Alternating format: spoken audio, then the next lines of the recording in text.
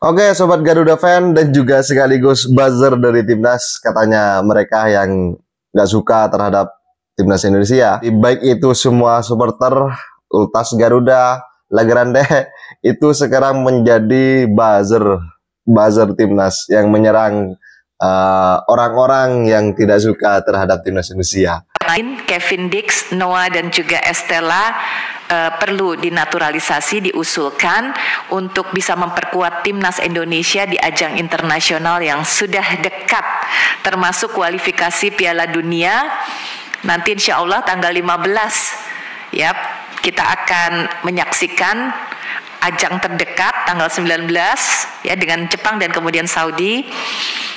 Juga berbagai turnamen besar di Asia lainnya. Saya berharap bahwa semoga ini yang terakhir. Mungkin ini bukan proses naturalisasi yang terakhir, dan pastinya ke depan mungkin akan ada proses-proses naturalisasi yang lainnya dan di cabang-cabang olahraga lainnya. Takutnya kalau nggak disampaikan nanti kaget. Kami ingin berpesan kepada Mas Menteri agar tetap melakukan pembinaan. Bagaimana dengan upaya dari Kemenpora untuk bagaimana pelatih-pelatih kita ini di Indonesia? Kenapa PSSI usia 17 sampai 21 itu karirnya itu melesat.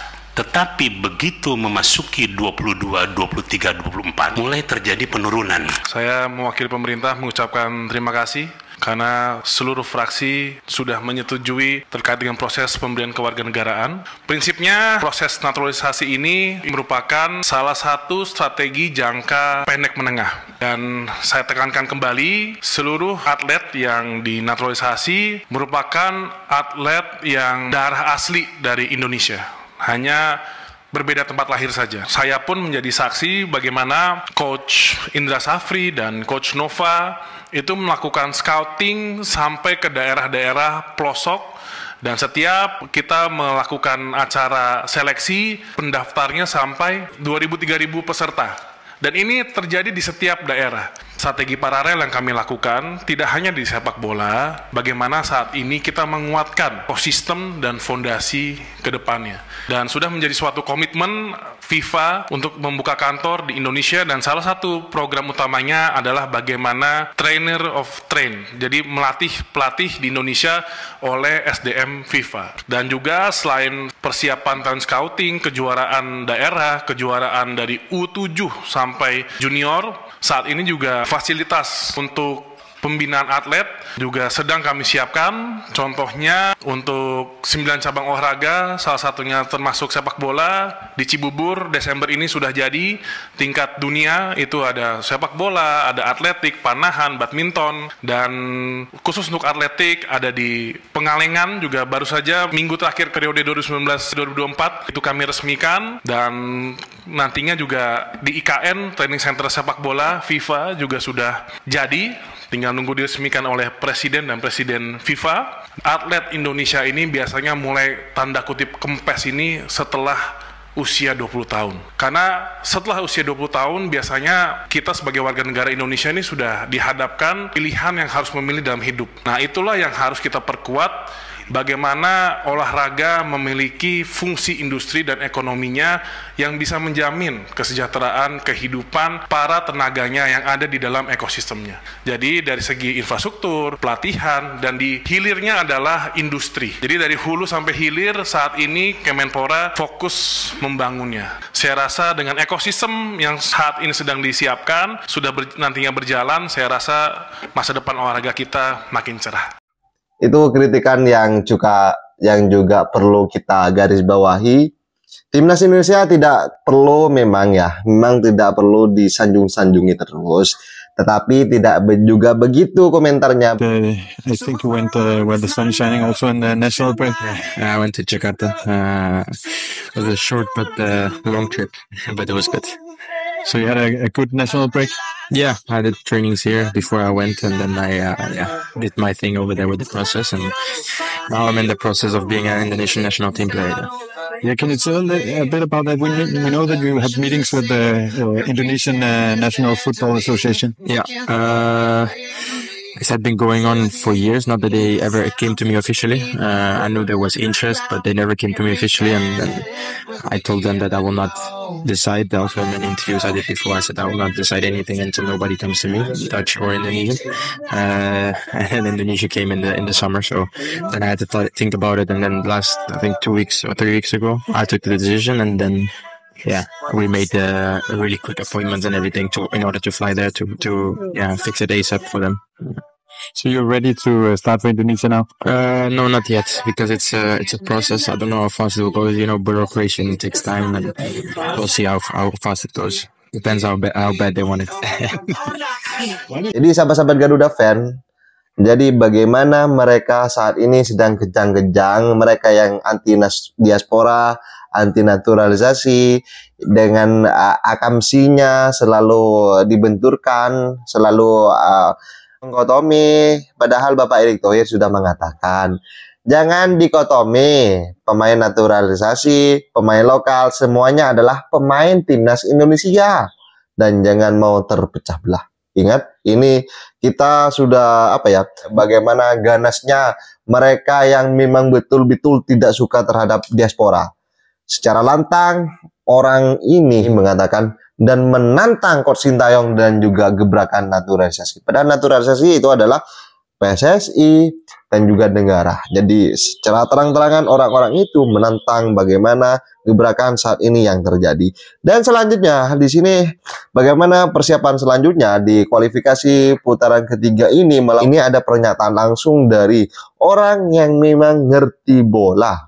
Dan ada rencana bahwa dalam waktu dekat ini Cavendish Dix akan mengambil sumpah warga negara Indonesia di Denmark, tentunya di Kedutaan Besar Republik Indonesia di sana, karena PSSI mengejar deadline ya, atau tenggat waktu untuk bisa mendaftarkan Cavendish Dix sebagai salah satu pemain dari bagian skuad timnas Indonesia yang akan berhadapan lawan Jepang dan juga Arab Saudi. Meskipun kecil kemungkinan dia akan bisa membela timnas lawan Jepang, tetapi kemungkinannya besar bahwa dia akan bisa membela timnas Indonesia pada saat nanti berhadapan lawan Arab Saudi pada tanggal 19 November. Dan karena memang Cavendish Dix masih sibuk membela klubnya FC Copenhagen, maka itu sumpah warga negara Indonesia akan dilakukan di luar negeri seperti yang sebelumnya dilakukan bagi Miss Hilgers dan juga Eliano Reinders. Tapi sebelum saya membahas lebih lanjut tentang Cavendish Dix dan juga memberikan sudut pandang, opini, atau juga jawaban dari pertanyaan yang tadi saya sudah katakan paling populer dalam 2 tahun terakhir ini dan juga sangat viral nih mulai semalam sampai pagi hari ini.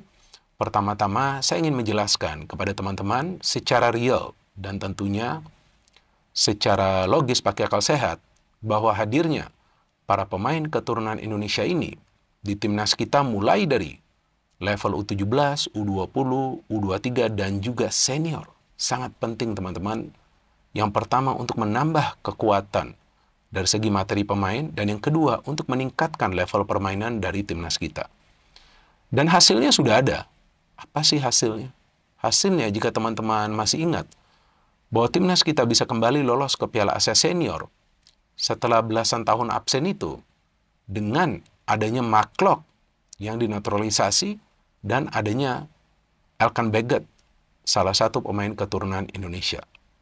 Oleh karena itu, timnas kita bisa lolos melalui jalur kualifikasi ke Piala Asia Senior yang kita tahu dimainkan tahun ini pada bulan Januari lalu dan bisa bahkan lolos dari fase grup. Kemudian timnas Indonesia U23 kita lolos ke Piala Asia dan kemudian masuk sampai ke babak semifinal. Selangkah lagi hampir saja lolos ke Olimpiade. Tapi it's okay, tentu akan ada kesempatan lainnya. Bahkan dari bocoran yang saya terima bahwa untuk Piala Asia U23 selanjutnya di babak kualifikasi timnas U23 kita berada di pot 1. Artinya sudah menjadi salah satu tim unggulan. Luar biasa kan? Kemudian timnas Indonesia U17 kita lolos juga ke Piala Asia dengan adanya Matthew Baker dan juga Lucas Lee ya. Kalau nggak salah itu namanya Lucas Lee ya.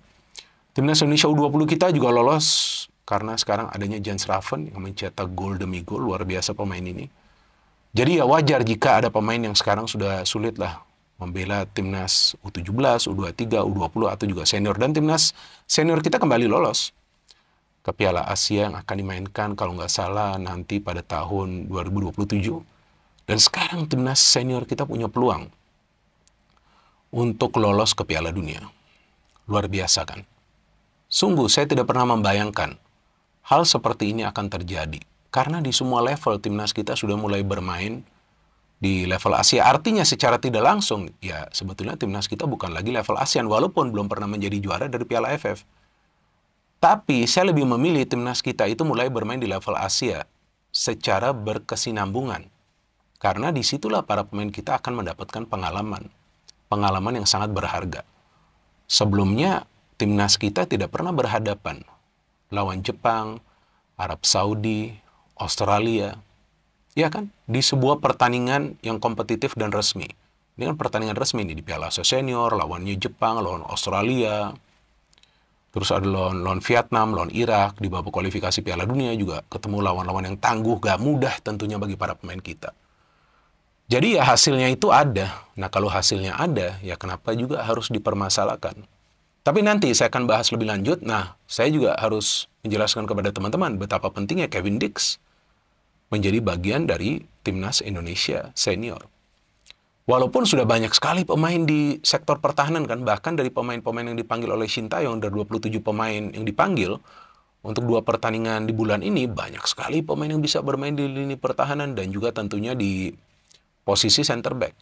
Tapi kita juga tidak boleh lupa bahwa Kevin Dix adalah pemain yang sudah matang. Ya seperti contohnya Tom Hea. Dia sudah matang. Karena ya pengalamannya sudah luar biasa dan sudah terbiasa bermain di level tertinggi di Eropa, bahkan bermain di Liga Champions, Europa League. Jadi ini adalah pemain yang matang. Nah, pemain yang matang seperti ini ya tentu dibutuhkan timnas Indonesia. Bahwasannya dia baru bergabung bukan berarti dia akan sulit beradaptasi, karena ya kita lihat sebelumnya pemain seperti Tom Hea, Ragnar, Verdong, dan Nathan Choaon. Nathan agak 1-2 pertandingan dia butuh ya untuk bisa tune in, tapi kan cepat juga ya, termasuk cepat juga. Jadi pemain-pemain yang memang punya kualitas permainan, mereka tidak akan butuh waktu lama untuk menunjukkan performa terbaik mereka di timnas Indonesia. Karena memang mereka punya kualitas. Jahid Ses, cepat kan dia beradaptasinya, karena memang dia punya kualitas. Jadi memang saya pikir ya tidak salah juga PSSI kebut proses naturalisasi dari Kevin Dix, dan memang agak tertunda karena memang ada transisi kan, ada pemerintahan baru kan, yang baru terbentuk kan setelah 20 Oktober kan. Nah jadi ya wajar lah ada tertunda, tapi ini termasuk cepat juga, apalagi jika nanti Kevin Dix sudah bisa bermain lawan Jepang kan luar biasa. Meskipun bukan merupakan jaminan bahwa kemudian timnas kita akan menang, enggak dong, kan sepak bola itu kan teamwork. Jadi kita juga nggak boleh salah paham bahwa para pemain keturunan ini adalah istilahnya dalam tanda petik pesulap yang bisa menyulap permainan dari timnas kita. Gak bisa seperti itu. Karena dibutuhkan taktik dari Shin Tae-yong. Dan dibutuhkan teamwork. Apa sih sebetulnya artinya teamwork? Teamwork itu artinya pemahaman secara taktikal. Jadi semua pemain yang diberikan kesempatan untuk bermain itu memahami taktik dari sang pelatih dan menjalankannya secara bersama-sama. Pelatih juga sangat berperan untuk membuat para pemain paham apa yang perlu mereka lakukan. Dalam hal ini Shin Tae-yong lah yang berperan. Dia harus bisa memberikan pemahaman secara clear kepada para pemain. Apa yang sebetulnya dia inginkan dari permainan timnas secara kolektif. Apalagi lawan yang akan dihadapi itu Jepang dan juga nanti Arab Saudi. 2 tim yang tangguh, 2 tim yang biasa lolos ke Piala Dunia. Jadi tentu ini adalah kabar baik jika Kevin Dix nanti bisa bermain di salah satu pertandingan, kalau bisa 2-2 pertandingan lawan Jepang dan juga Arab Saudi. Dan saya pikir akan bertambah lagi pemain-pemain keturunan. Why not? Kenapa harus dilarang? Jika memang sesuai aturan FIFA dan tidak melanggar hukum atau regulasi di dalam negeri, ya kan kenapa harus dilarang? Apalagi jika memang mereka punya kualitas, kan lebih baik bagi timnas kita. Maka itu jika ada yang menanyakan kepada saya, sampai kapan proses naturalisasi ini akan dijalankan bagi para pemain keturunan? Jawaban saya simpel. Seterusnya, kenapa harus ada batasan? Mungkin nanti akan ada pertanyaan lainnya, bagaimana dengan para pemain lokal kita? Ya kenapa emangnya dengan para pemain lokal kita? Mereka tetap mendapatkan panggilan ke timnas Indonesia, tapi bisa perform atau enggak? Ya kalau nggak percaya kepada saya, Lihat dong, 2 pertandingan terakhir lawan Bahrain dan juga lawan China. Berapa banyak pemain lokal kita yang bisa perform? Kan bisa kita hitung. Rizky Ridho, Malik Rizaldi. Terus siapa lagi? Ayo jawab, siapa lagi? Bagaimana kekuatan lawan di kualifikasi Piala Dunia ini? Mereka adalah bukan lawan-lawan yang mudah untuk kita kalahkan kan. Jadi kalau sudah memang betul-betul ngerti bola, ini berbicara soal realistisnya sepak bola Indonesia, timnas Indonesia untuk mengalahkan lawan. Berbeda dengan yang memang ngerti bola tetapi dikotomi dengan kebencian. Itu tidak sadar dengan apa yang dikatakan dan juga bagaimana progres dari timnas Indonesia. Dan sobat-sobat Garuda, kita tetap apa ya? Jadi mereka yang suka ngoceh-ngoceh dan juga omon-omon belakangnya, mereka hanya punya kepentingan yang nggak jelas dan juga kepentingannya mungkin kepentingannya adalah kepentingan pribadi, bukan kepentingan bagaimana timnas Indonesia saat ini berkiprah di level yang internasional. Oke sahabat-sahabat Garuda, saya rasa cukup statement kali ini. Jadi bagaimana tanggapan kalian? Silahkan ditulis di kolom komentar dan jangan lupa like dan subscribe channel ini agar kalian tidak ketinggalan